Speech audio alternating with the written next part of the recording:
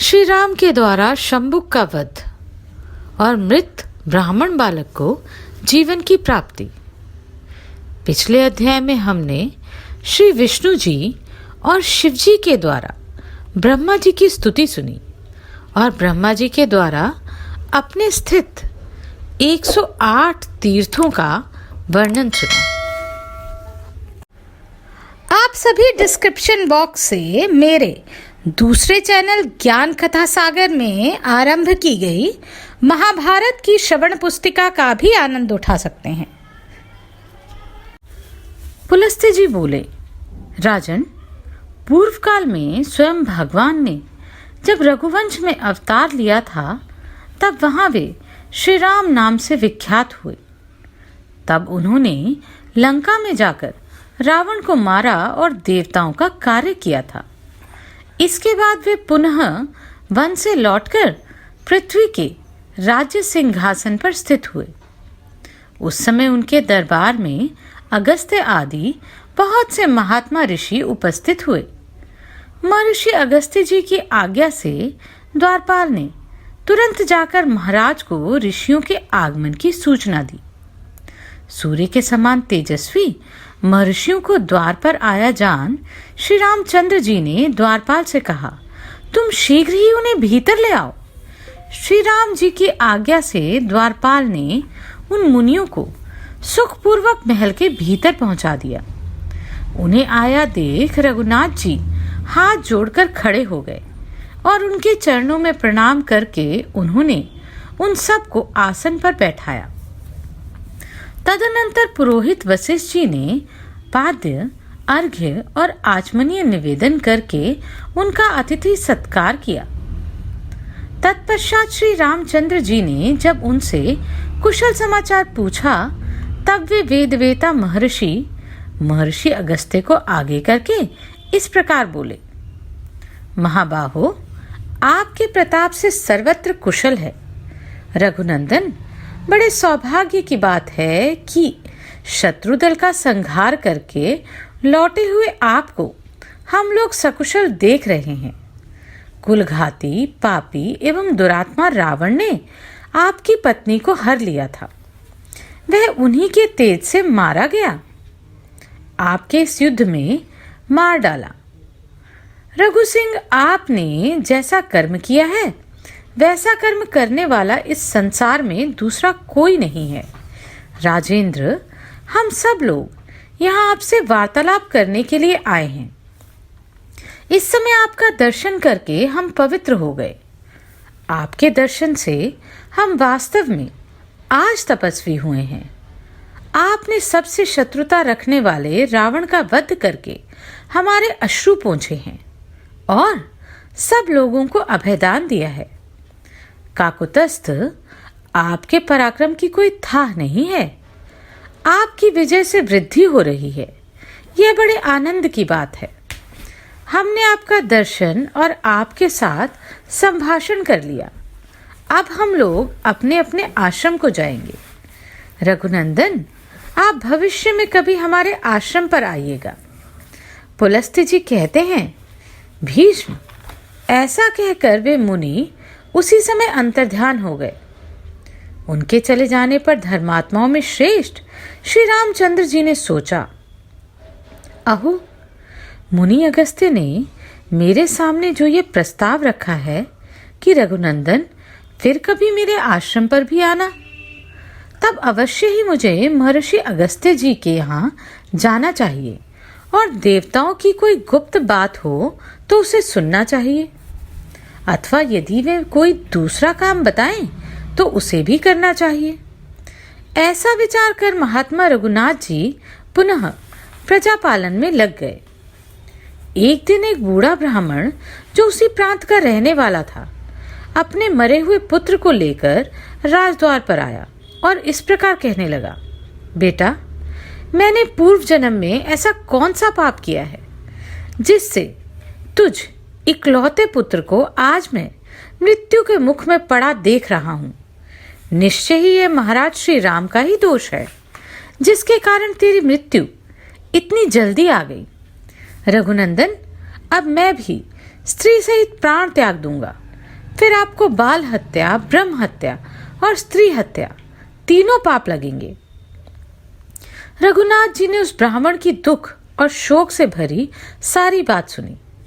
फिर उसे चुप कराकर महर्षि वशिष्ठ से पूछा, गुरुदेव, ऐसी अवस्था में इस अवसर पर मुझे क्या करना चाहिए? इस ब्राह्मण की कही हुई बात सुनकर मैं किस प्रकार अपने दोष का मार्जन करूं? कैसे इस बालक को जीवन दान दूं? इतने में ही देवर्षि नारद वहां आ पहुंचे। वे वशिष्ठ के सामने खड़े हो अन्य ऋषियों के समीप महाराज श्री राम से बोले, रघुनंदन, इस बालक की जिस प्रकार अकाल मृत्यु हुई है उसका कारण बताता हूं, सुनिए। पहले सतयुग में सब और ब्राह्मणों की ही प्रधानता थी। कोई ब्राह्मणेतर पुरुष तपस्वी नहीं होता था।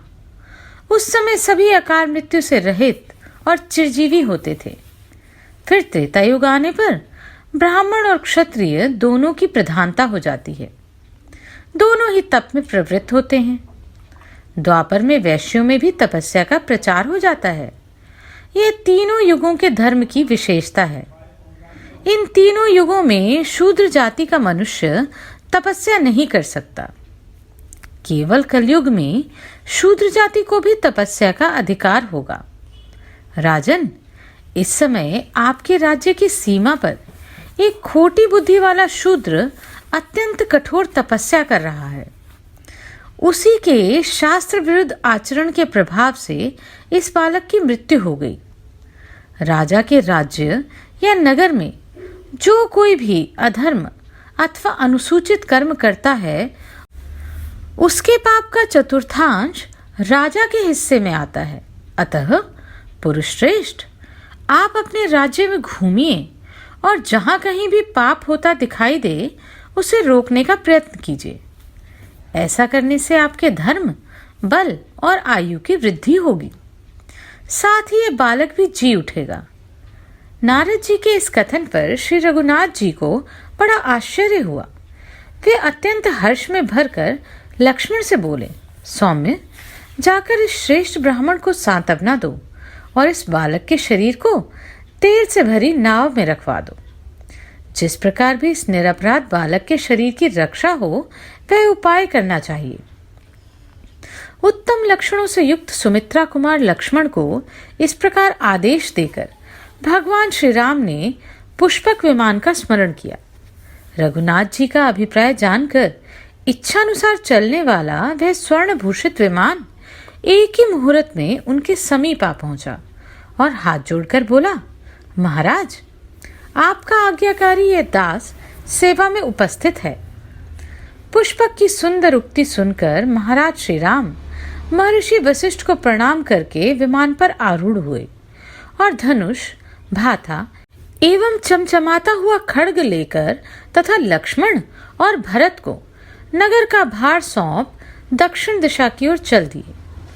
दंडकारण्य के पास पहुंचने पर एक पर्वत के दक्षिण किनारे बहुत बड़ा तालाब दिखाई दिया। रघुनाथ जी ने देखा उस सरोवर के तट पर एक तपस्वी नीचा मुंह किए लटक रहा है और बड़ी कठोर तपस्या कर रहा है। भगवान श्री राम उस तपस्वी के पास जाकर बोले, तापस, मैं दशरथ का पुत्र राम हूँ और कौतूहल पुरुष।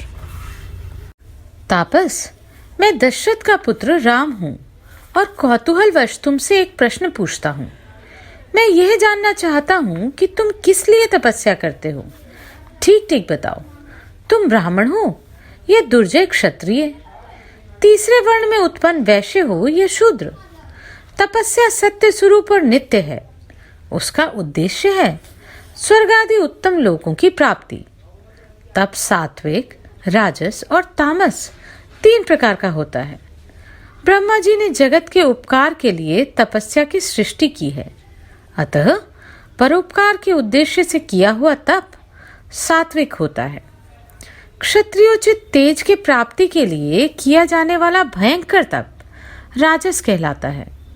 और जो दूसरों का नाश करने के लिए अपने शरीर को अस्वाभाविक रूप से कष्ट देते हैं, तपस्या की जाती है, वह आसुर अर्थात तामस कही गई है।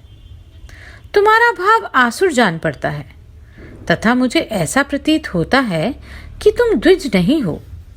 अनायास ही महान कर्म करने वाले श्री रघुनाथ जी के उपर्युक्त वचन सुनकर नीचे मस्तक करके लटका हुआ शूद्र उसी अवस्था में बोला, निपश्रेष्ठ, आपका स्वागत है रघुनंदन। चिरकाल के बाद मुझे आपका दर्शन हुआ। मैं आपके पुत्र के समान हूँ।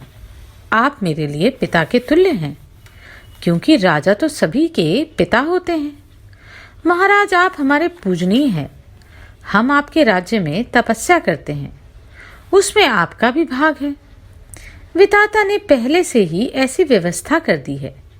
राजन, आप धन्य हैं जिनके राज्य में तपस्वी लोग इस प्रकार सिद्धि की इच्छा करते हैं। मैं शूद्र योनि में उत्पन्न हुआ हूँ और कठोर तपस्या में लगा हूँ। पृथ्वीनाथ, मैं झूठ नहीं बोलता, क्योंकि मुझे देवलोक प्राप्त करने की इच्छा है। काकुतस्थ, मेरा नाम शंभुक है। वह इस प्रकार बातें कर ही रहा था कि श्री रघुनाथ जी ने मयान से चमचमाती हुई तलवार निकाली और उसका उज्जवल मस्तक धड़ से अलग कर दिया। उस शूद्र के मारे जाने पर इंद्र और अग्नि आदि देवता साधु साधु कहकर बारंबार श्री रामचंद्र जी की प्रशंसा करने लगे। आकाश से श्री रामचंद्र जी के ऊपर वायु देवता के छोड़े हुए दिव्य फूलों की सुगंध भरी वृष्टि होने लगी। जिस क्षण वह शूद्र मारा गया, ठीक उसी समय वह बालक जी उठा